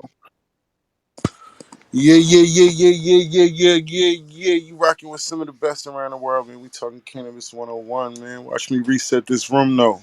Hit that greenhouse up top. Follow all the moderators. We'll follow y'all back. And share the club at the bottom, man. I appreciate all y'all conversations, man. Y'all keeping it real knowledgeable. Like any other day, we came to pick y'all brain, man. So let me see what we got. D-Lock, what up? What's going on, man? What's going on? How you feeling, man? Oh, feeling lovely. All right, that's what's up. Sitting here catching this What knowledge. what advice would you give to somebody brand new in the game? They decided to go live in soil. They learned how to do the living soil. They up to speed. They planted their seeds. Less is more and don't overwater, as I Oh, always say. don't overwater. So D-Lock said he gonna tell you what not to do. He gonna break Yeah, it down. less is more and That's- don't overwater. there Yeah. you- So now they got these babies going at 3 weeks. Stones, 2 weeks. What you doing, Stones? Stones in here? I'm so used to Stones being in here. He ain't in here though. What we doing next, Elway? Oh shit, my bad. I was muted. I don't know. Shit. You know, you did it yourself. You was a brand new grower. You got you did it. You grew a plant by yourself. What did you do at that point when you first got that plant home? What the hell did you do? I was just trying my best not to kill it. So uh, I knew not to overwater it. So I actually try to let the dirt dry out a little bit. So I didn't do that because I know that always kills the plant when I do it. Um, Other than that, just made sure it got enough light. I ain't have a light at the time, so I was putting it in front of each window as the sun went around my house. So Wow, that's yeah, crazy. So you didn't have a light, but you still made it happen by rotating the plant in front of the sun. yeah, Every time you would switch windows. yeah. As long as I was there to do it, or if I had somebody in the house, I'll tell them to do it. How the hell did you keep that? How the hell did you get that plant 18 hours of light during off? How much light was you be able to get like that? Uh, shit. That's I mean, pretty. That's pretty it interesting. probably wasn't that much. Yeah, but Just but you flipping the did it season. long enough to keep it from going in the flower. Yeah, yeah. Or if that wasn't what it was, it either had nutrient lockout. With, when I had hit you, you said it might have been nutrient lockout, or I thought it was a small pot, so that's when I had switched it to a bigger pot. So it could have been either. Well, I don't know. You told me it was nutrient lockout, and pH might have not been right. So that's when I Yeah, started but using what gold my leaf and my shit. thing was, I don't even remember you telling me that you had to. I didn't. I never. I guess I never thought about it. How the hell, if you didn't have a light, how did you keep that plant from flowering? Nah, like I said, I kept it in the sun as long as I could. But then I eventually went to Walmart and got like one of them little, not Walmart, Home Depot, and got one of them little lights that's in there and shit. Boom. So once you got that light, then what you do? You just kept it on what 18 hours? Uh, yeah, 18. Then I dropped it to 12. Well, because the shit was growing quick, so I dropped it to 12. I had it for a while, so I didn't keep the dates or write it down or nothing like that. So I can't give you precise numbers on that. But you transplanted too, huh? Yeah, So you transplanted to a first, and 5 gallon. you It was in a transplanted to the 5 1 gallon. gallon bucket, Yeah. and then the plant grew more. And how long did you do that before you changed the light cycle? Shit, I can't even quite remember. It was a while though, huh? Not that Two long weeks. because I had it in that 1 gallon for a minute. Mm. Yeah, you did. You did pretty good. And you flipped the lights to 12 after you transplanted, like a week or so, and then Yeah, yeah, yeah. I let it get used to the pot first, and then I switched it. Did you top it or did you LST it or anything? Nah, nah, I never topped it. Shit, I ain't do nothing to it. I just let it grow as is. Let it go like a Christmas tree. Yeah, basically. did you think you was gonna be able to? When I gave you that little baby plant, what was your reaction? I don't know. I just started researching shit. Like the one thing I know is weeds are stronger than most plants. You know what I mean? Hmm. Because they're invasive, so they tend to hold on pretty good. Pretty forgiving plants if you're doing them. Yeah. Mm. Do you remember the first time you ever grew your first plant, Flav? First one ever. Flav, you with us or no? He might not be with us. Let me see. Who else we got up here? I think I remember Buzz telling us his plant. Buzz on the road probably too. ClkUp told us. Steven, do you remember your first ever? Oh, Steven just hopped on the phone. Let me see. Nady, you remember your first ever seed you planted?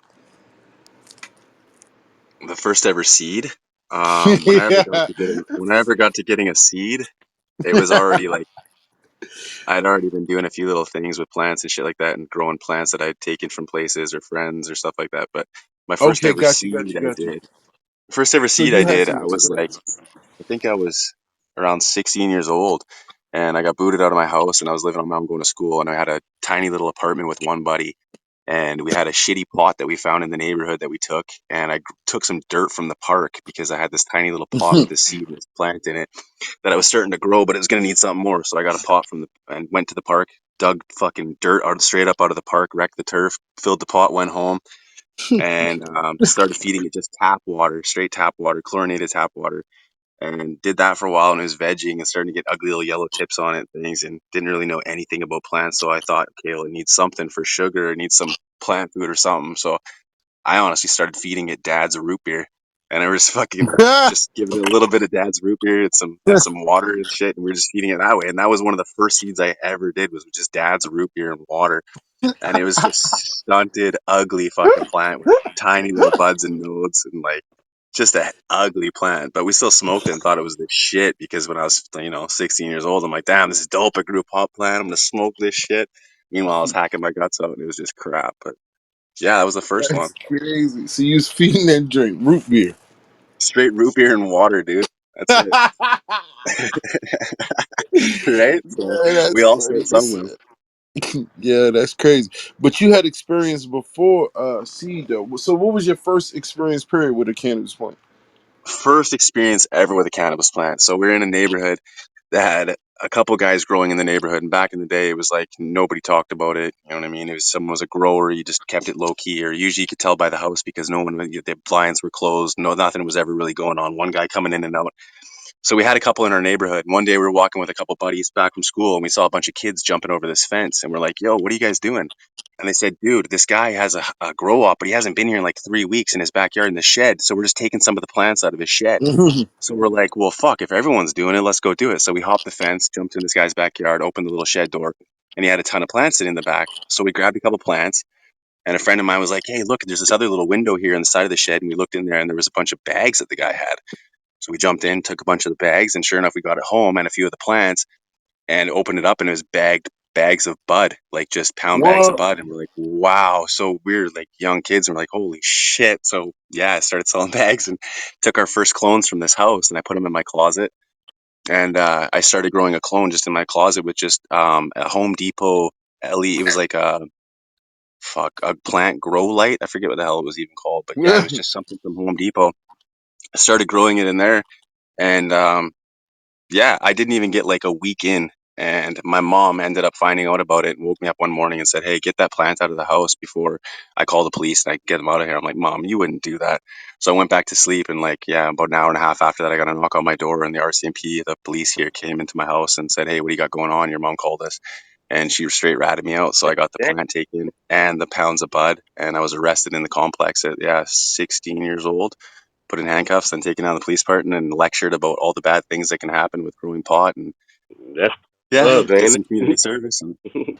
He was that's a how it In damn started. in cattle the rustler. in the in the hood, you would have ran into the guy whose weed that was, and all Yeah. type of shit. It would have went crazy. Hell yeah. Oh, dude, this guy was driving around the neighborhood looking for the kids that were stealing it too. He was pissed. But yeah, it wasn't as bad as it would have been in the States, like I hear. That's crazy. That was crazy fire Man, stories. that is a awesome. Steven, do you remember the first experience ever with seed or plant ever? Yeah, it was me and my best friend Aaron from like grade school. We were in junior high school, and we had gotten a bag of weed, and we're like ended up having thrown some of our seeds in this pot in my friend's backyard. And his parents were cool, so they let us grow it up to a point until it like started reaching over the fence, and they're like, yeah, no. And they chopped it down. Uh, but you know, that was my first experience with cannabis. It's like what, 14, I 15. started it all. Mm-hmm. That's what Well, I sparked mean, that my interest. first my first experience smoking cannabis was a lot younger than that. I mean, mind you, Yeah. I was, pretty well versed in my cannabis knowledge for 14 year old kid. Oh yeah. Oh yeah. We learned early, man. Flav, you with us? Egyptian goddess. Where's she at? Hello, everyone. Hey. What's What's going up? What's on? going? Hey, so I have a friend who has a plant and she doesn't know what to do. I was wondering if I can invite her over and y'all can help her out a little bit. Yeah, we always down to answer questions for the new grow, of course. Okay, I'm about to ping her.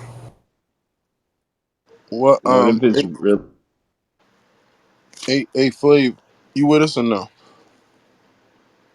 I want to hear his Hey, what if story. it's Yo, really not a yo, friend? What if it's really her? Well, I mean, I would just come out and say it. I'm gonna take it all as true, though, to be That's honest. So. awesome. That's awesome. I was joking.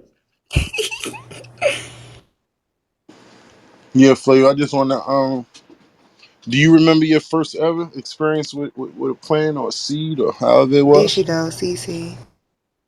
CC, what up? Thank you for joining us. Let me get you up top. We'll get to your story in a minute, Flav. Let's see. Hey, how y'all doing? What up? How you How's it doing, going? CC? Good. All right, you have some questions in reference to cultivation. Yeah, I got a plant, and I was really trying to find out like an app that I could like take a picture of it, and it'll tell me like what type of weed it is and all of that. But I couldn't find one.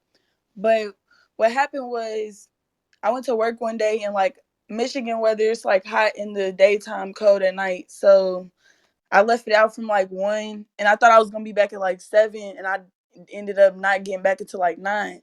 And when I got back, it was like the leaves had dropped. And then so I brought it in. I tried to put it in like the laundry room and keep the light on because like my laundry room gets like hot. And the next day, it looked even worse. So you don't have a light, actual No, light I for it. went to the store. I went to Walmart to get one. I got to order one off Amazon because Walmart they didn't have none. So And that and then I wanted to get consultation, like the light that I use for my lizard because like he had to stay hot, but they told me that it wouldn't help with growing it. Is the Like plant they said, healthy it and won't get green? hot enough. Is the plant healthy and green, just drooping? Yes, it's like I just bought it not too long ago, but it's like that two app to you three. looking for, flavemeister.com. You said what? That app you looking for, you go to flavemeister.com. He's on here right now. He's on the phone, but he'll jump on. He'll help if you can reach him through his website. Yeah, that's cool. We just answering some questions for her right now, giving some general information. But you could promote Yeah, his stuff my bad. No, she just said the after. app. Is the Or soil really wet in your pot right now? Let me go look real quick because I looked on Google and they said only water it once a week, so I've only watered it once. Only water when it needs water. So the best way to tell that is you can actually stick your finger inside the soil up to like your first middle knuckle. And if you can feel moisture down on the tip of your finger still, your roots are still got moisture on them. So you can wait a little longer. My it's dry, Dry, so dry, then it it could need be to be dripping because it's watered. thirsty. Yeah, it needs water. It's But third. I It watered sounds it. like it's Okay, thirsty. How big is it? it's like 2 to 3 inches. Yeah, it's like two to Mm. three inches. How many You can leaves? take a How many picture leaves and are on it? PTR it. I ain't gonna. Oh yeah, hold on. Let me take. I'm gonna put it in my PTR real quick because it's pretty big. Like, How many branches does it have on it? oh, it's got a lot. So it's already got its feet or roots. Yeah, like it's. I'm about to put it. All right, it's on there. And my dog bit one of the leaves. I don't know if that affects it or not, but he bit one of them.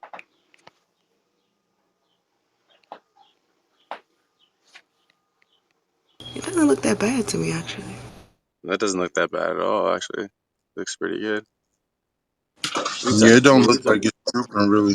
No, leaves don't look droopy at all. It just needs light. Yeah, you just need some light. You need a LED. At least the Okay. leaves are all green though. You got like no yellow tips. No, You got hold everything on. looks healthy. That's not a picture from right now because I don't think I can take a picture of it right now. Is it droopier than that? Yeah, it's droopier than that, especially at the bottom. And I tried to put a stick on it to support it.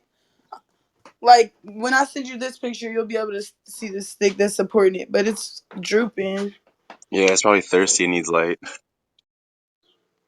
Yeah, combination. Yeah, probably a combination of both. If that's the case. Yeah, you can't even really troubleshoot until you make sure you got light Hold on. and Yeah, good exactly. environment. Got to give it the basics and then start working from there. I'm trying to get the bottom of it where it's actually drooping because this Did you camera's say it was? weird. Did you say it was outside? No, it's not outside right now. I just put the picture on there. But But yeah, it it was was. just It outside. was though. See, Yes. the roots could have got cold too, and then shocked the roots. If it was too cold at night, then it could just be a little bit of time. You got to give it some time and hope it just comes back. Just keep it in a nice ambient Yeah, I'm temperature not and gonna just lie. give it light. Now, like I just now looked at it, but now the leaves have kind of came back up. It's just the ones closer to the root that are still drooping. Yeah, Yeah. you just need to get light and some light, maybe a little water. You got to Yeah. get the basics. Once you get that basic environment set up, then you can determine what um, issues, if you got any issues, how to resolve them. But until you get the basics going, you know, that's always going to be an issue. You know what I'm saying? So really, it's no troubleshooting yet until you get the basics set up. Looks like a healthy Okay. plant. It doesn't look like it has any deficiencies or bugs or Yeah, anything. So it's it looks like doing you got good. a So healthy you got plant. time. You got time to get your light and if you want How to much? use a little tent. Can you repeat that? Now I was asking how much should you be watering it? Oh. How much you should be watering? You only need to water when the plant needs the water. It all depends on its actual surroundings. So if you got a really warm area, it's going to evaporate water quicker. But if you got a cool area and cool root base, then that water is going to stay in that pot longer. So you won't need to water it. It all just depends on your variables and your atmosphere, really. If you got it in a really warm room, then you just got to watch your plant.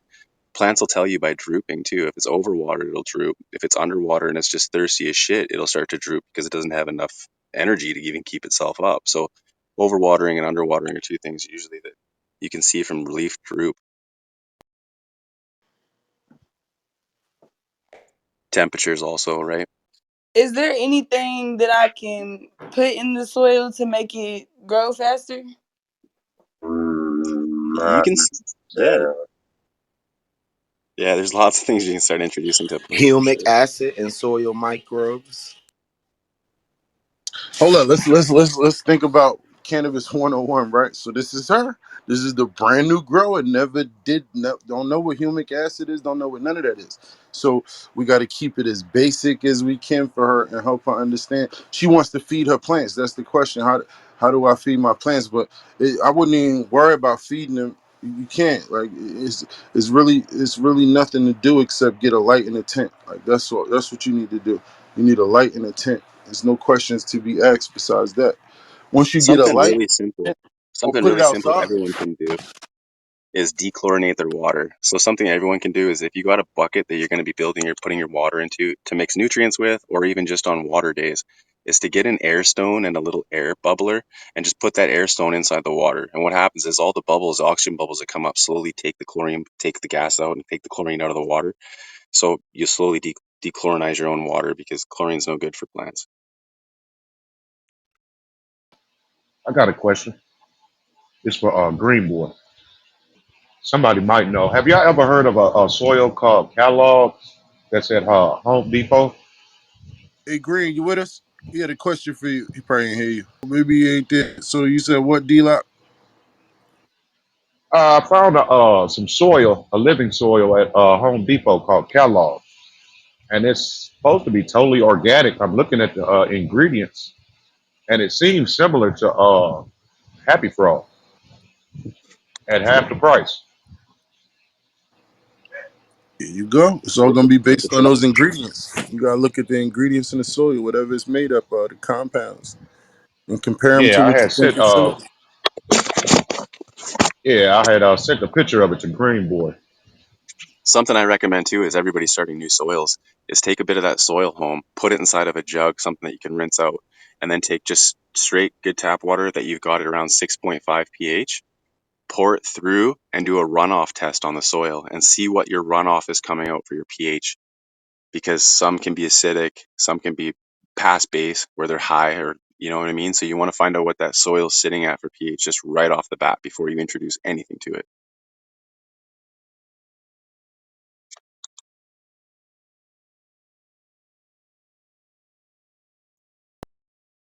That's a good.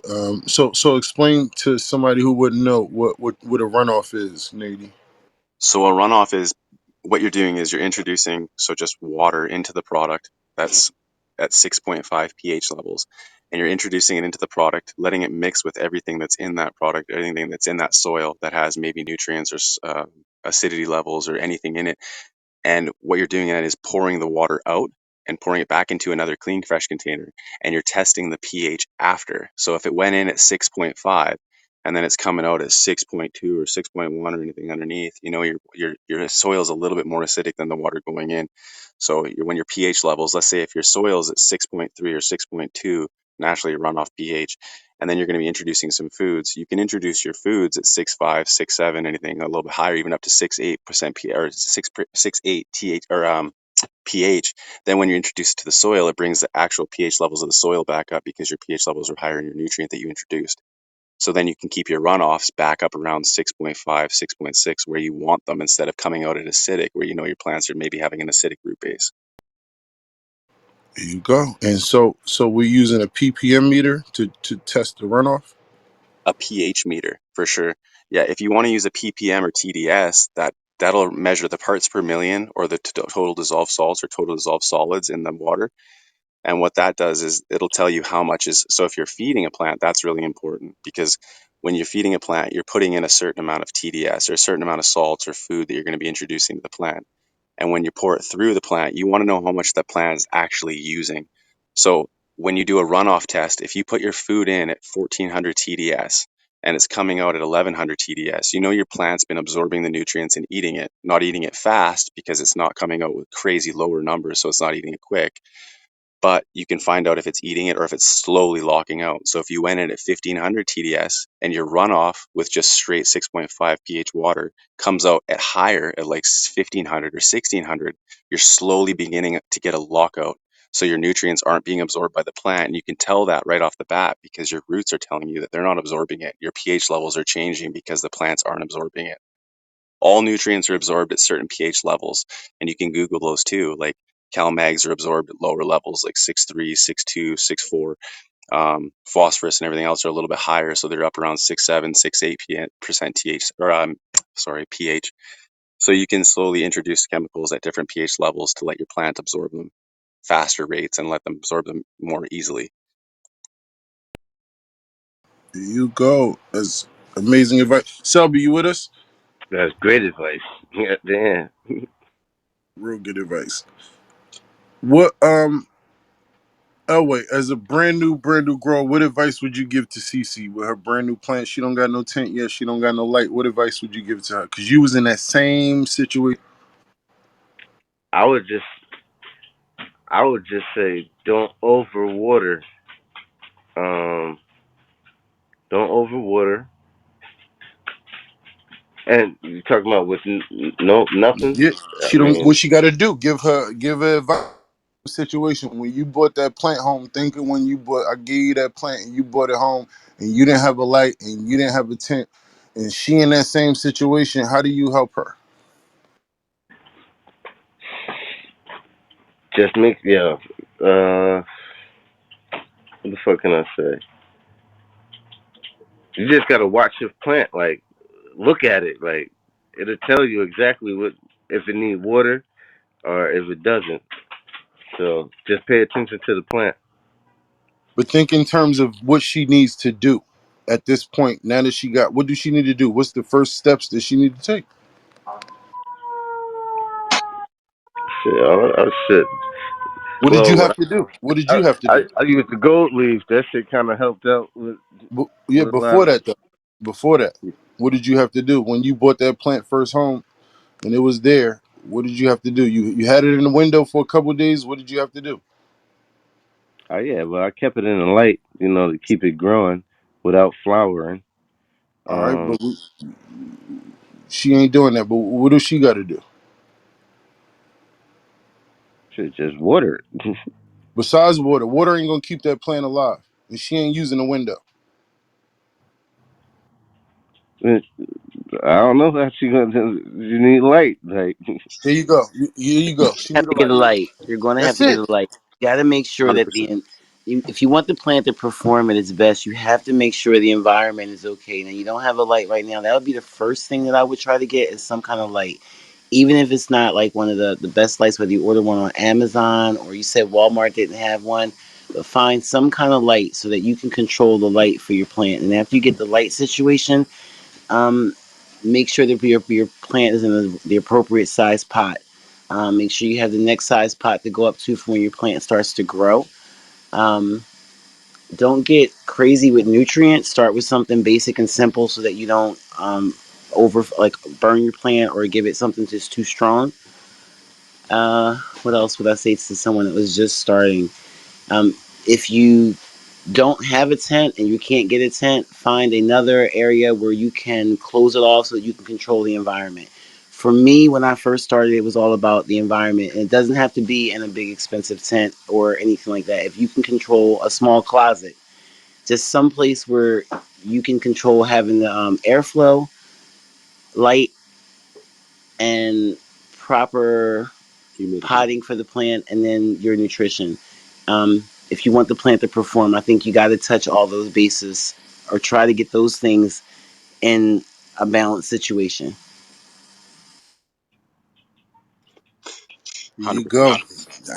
I knew Shell was gonna come with that. With she, One Thank that's thing like I want to say you. on that with the no, she temperature gonna she gonna control. tap right into that new girl. She know how to tap right in. And because she all about the nurturing and and sometimes we got to step back and we got to think in terms of brand new, and the nurturing aspect. We know the plant need water. We know she know that she got water. You can get that anyway out the sink. You can get that's nothing. She got that. That's available.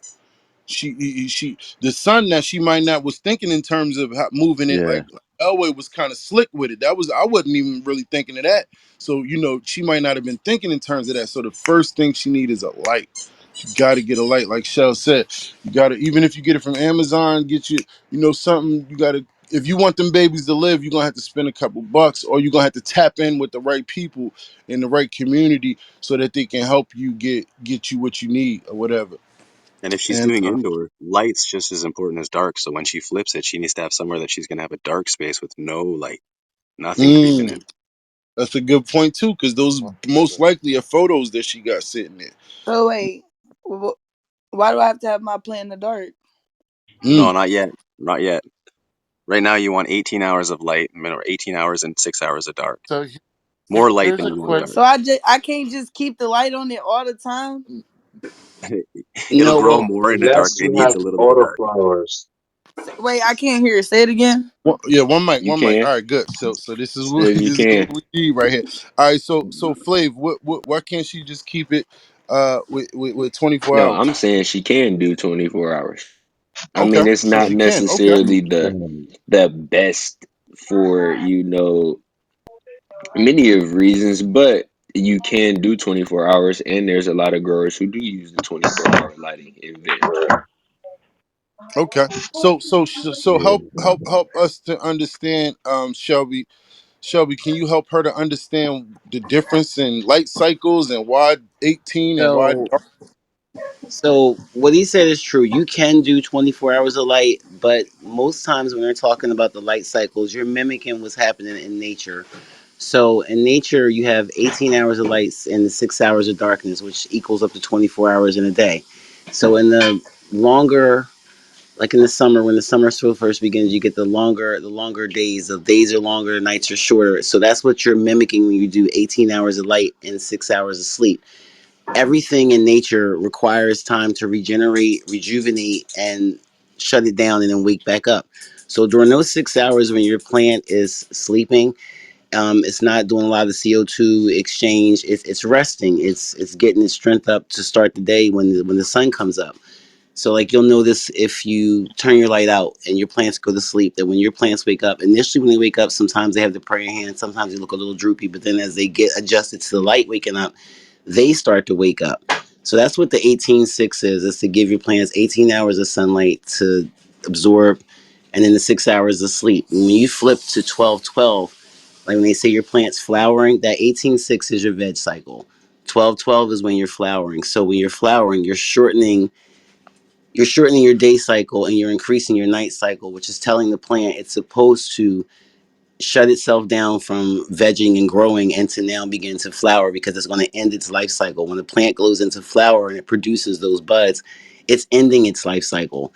Sometimes at the end of that cycle, a plant will even throw a couple seeds trying to rejuvenate and save itself for the next go round.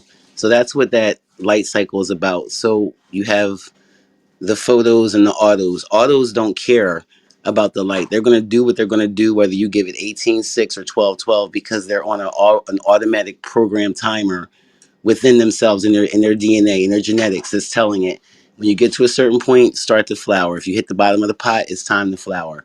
But that's an auto's life. A photo's life, you control when your plant goes into flower. So as long as you can veg a plant for a year if you want to, as long as you keep it in the 18:6 or you don't put it in 12:12. Autos are nice because they're bred with a ruderalis plant that has its own life cycle, so they know when they're born and they know when they're going to die. Internal plant mechanisms.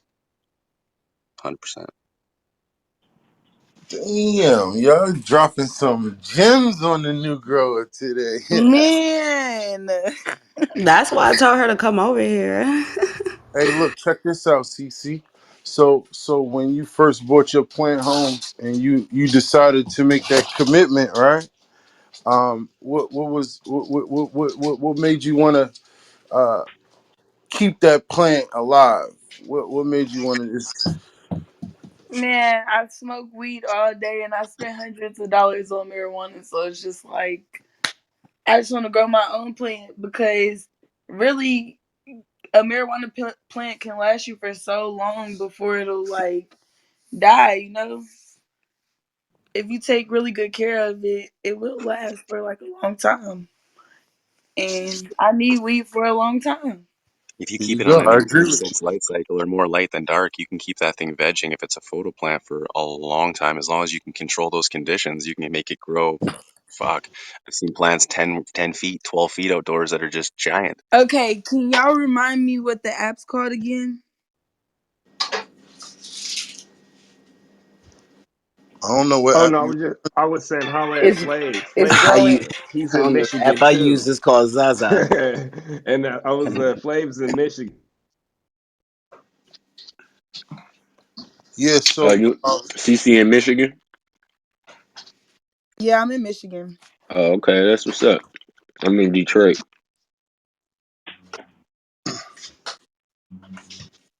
Sam trying to come up.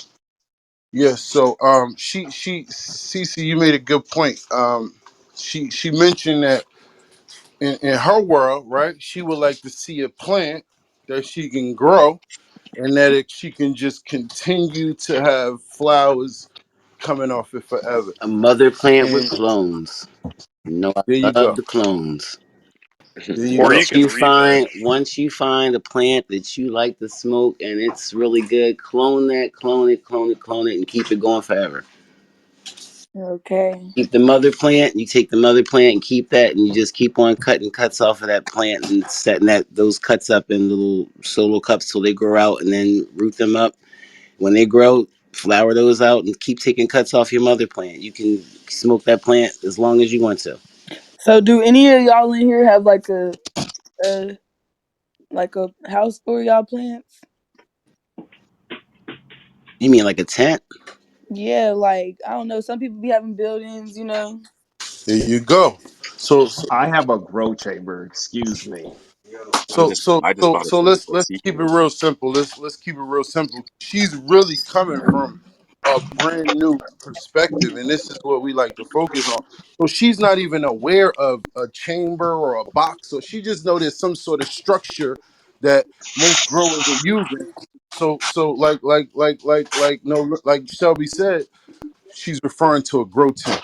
So in most cases, CC, people are using like a nylon tent. So it's like it's like a tent, sort of how like a camping tent, but it's like a square one, and you can get them in different sizes. You can Amazon, or that's probably the best bet for you to go look. But depending on how much size you wanted to, or how much space you was willing to commit, How you many can. plants? Yeah, how many plants you wanted, how much space you had to give up. You can go from 2x2 to 2x4 to 3x3, different, meaning 3 foot by 3 foot square or 4 foot by 4 foot square. And that's typically going to give you the ability to control the environment in a smaller space, so make it a little bit easier for you to have your humidity perfect and your temperature perfect, just like the plant will like it, because you got everything inside that little closed off tent. So I would definitely recommend, if that you look into getting a tent. And YouTube is a good place to start. If you want to see other people using them, just look up grow tent. If you go on Amazon and you Google grow tent, or you whatever you search for grow tent, then you're gonna see a lot of different options, and a lot of different prices depending on your budget. But They a sell light in complete the tent. packages online too. Like you can buy on Amazon. They sell a tent, light, fan, everything all in one package, so it's all ready to go with a timer on it. Oh yeah, that's a good point. Okay. Is the stair this? Okay. Yeah, everybody gets ripped off of that one time. So I have a question. Do you think environment plays a big part? Like West Coast weed better than East Coast? Because I hear that a lot. Like the West Coast is going to grow better because of the environment. I mean, I think you're talking in terms of like outside environment. When we're Outdoors. talking about indoors, you can pretty much control your environment when we're talking indoors. So it's all, you create your environment. But the soil's Right. Um, different Okay. though. But the soil's different. You can well, get soil from anywhere in the world delivered to your house. That being said, that Exactly. really doesn't matter because as long as you have the right nutrients and you make sure your soil's good, you're not going to have to worry about where the soil's from as long as you have the right nutrient balance. Oh. that's a good point, Sam. Yeah, so many different um, options for you to get soil just on another one. Amazon or a local grow shop. I always recommend Amazon for a new person, because we all familiar with Amazon, right? We get shit off of there all the time already. So you can get a lot of your grow, like Canadian Grower said, if you wanted to get a whole setup with the light, with the kit, with the tent, all your grow bags, everything all included, you can get it on Amazon. Depending on your budget, and you can have them all. And you can reach out to one of these smart people here, and they can help you set it up if that's what they, want. That'd be your best bet. But yeah, I would reach out to I would look on Amazon. I would start my research and look compare what you see on Amazon, and look at it, compare it on YouTube, and see who are actually. What is that noise? Somebody got a Someone, mic. That's a Yep, dog, Zaza. I found you, Miss Tamar. I muted your mic for you. It's all good. Um, yeah, so yeah, Amazon is a good place to start for a newer grower. And it's going to be a matter of you doing your research. We can always help you get to a certain point of, get you a good foundation and lead you in the right direction. But ultimately, your success is going to be based on your research, and how much you want to succeed. Is going to all be based on you reading articles and hopping on forums, and I don't know if you're on Instagram, but following some of the people, the right people on Instagram, and watching your YouTube It's good videos, long as you keep popping in the clubhouse with us.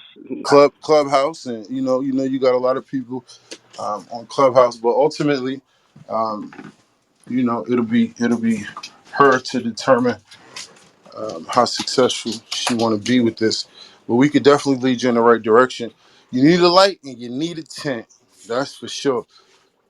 Go to Amazon, get that, and then once you get that set up, you can put your little plants in there. You can give them some time to adjust to your newly created environment, and then if things start to go left, then you can start to troubleshoot. But until you got that basic foundation, like Canadian Grower said, we really can't even answer any questions yet. But I appreciate y'all for rocking with us, man. This is Team ZaZa. Y'all make sure y'all follow that greenhouse. Hit that greenhouse up top. Follow the moderators. We're gonna end the room, man. We're gonna end it out with a bang, though. We're gonna end it out with a bang like we usually do. Shelby, Bang what bang. what advice would you give to the newer grower, brand new? Get Mm, that light right. get your environment right and have fun. Listen to your plants. I mean, you'll get a lot of information from a lot of places, and sometimes it can be information overload, honestly, when you're first starting. But always remember to listen to your plant because your plant is the one that will talk to you and tell you what it needs. That's awesome Thank advice. you. Yeah, and let me tell you this, Miss B. What up, Miss B? Miss B, we got a brand new grower in here, brand new female grower. So before we in the room, I want you to give her a piece of advice from one of the best female growers I know. You with me, Miss B?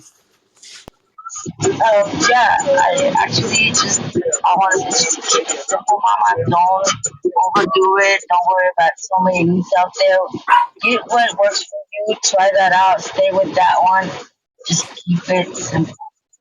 There you That's go. the best thing for me to say to you. Just don't listen to all those things. They're gonna confuse you. Just simple is the way to do it.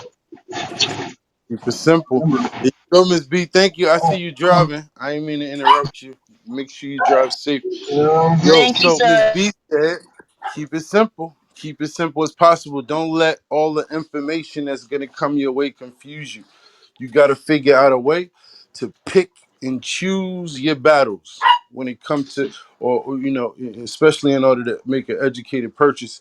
You got to keep it as simple as possible, and that's the best advice. I would also agree when it comes to giving a newer grower. Yo, do y'all networking now. Talk behind the scenes. Follow who you gonna follow. Check in with who you gonna check in with. This is Team Zaza. I appreciate y'all for rocking with us. You rocking with some of the best today, though. I ain't even gonna hold you. Look, I try not to even curse on this thing, but tap in with us again. And we're gonna tap back in with you, man. Yo, do y'all networking now, man, before we in the room. Follow who y'all need to follow. Make y'all connections now, man. We out of here. We'll be back tomorrow. Appreciate y'all. Love y'all, Team Zaza. Wow.